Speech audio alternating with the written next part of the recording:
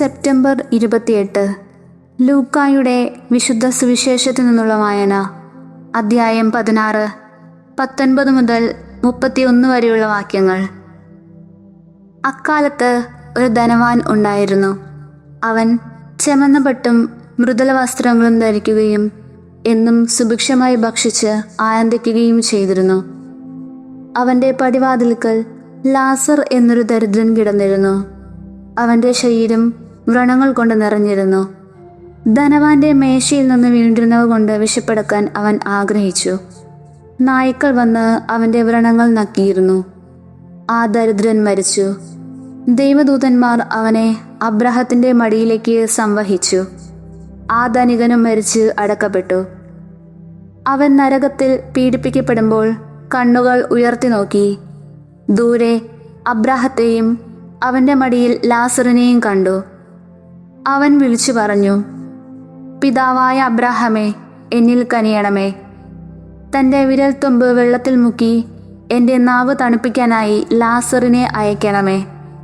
ഞാൻ ഈ അഗ്നിജ്വാലയിൽ കിടന്ന് യാതന അനുഭവിക്കുന്നു.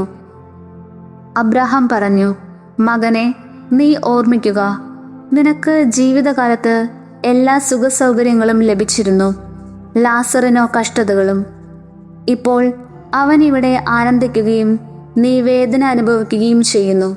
കൂടാതെ ഞങ്ങൾക്കും നിങ്ങൾക്കും മധ്യേ ഒരു വലിയ ഗർത്തവും സ്ഥാപിക്കപ്പെട്ടിരിക്കുന്നു. ഇവിടെ നിന്ന് നിങ്ങളുടെ അടുത്തേക്കോ അവിടെ നിന്ന് ഞങ്ങളുടെ അടുത്തേക്കോ വരാൻ ആഗ്രഹിക്കുന്നവർക്ക് അത് സാധിക്കുകയില്ല. അപ്പോൾ അവൻ പറഞ്ഞു, പിതാവേ, അങ്ങനെയെങ്കിൽ ലാസറിനെ എൻ്റെ പിതൃഭവനത്തിലേക്ക് അയക്കണമേ എന്ന് ഞാൻ അപേക്ഷിക്കുന്നു. എനിക്ക് 5 സഹോദരന്മാരുണ്ട്. അവരും പീഡകളുടെ ഈ സ്ഥലത്ത് വരാതിരിക്കേണ്ടതിന് അവൻ അവർക്ക് സാക്ഷ്യം നൽകട്ടെ. അബ്രാഹാം പറഞ്ഞു, അവർക്ക് മോശയും പ്രവാചകന്മാരുമുണ്ടല്ലോ, അവരുടെ വാക്ക് കേൾക്കട്ടെ. ധനവാൻ പറഞ്ഞു, പിതാവായ അബ്രാഹാമേ, അങ്ങനെയല്ല. മരിച്ചവരിൽ ഒരുവൻ ചെന്ന് പറഞ്ഞാൽ അവർ അനുദപിക്കും.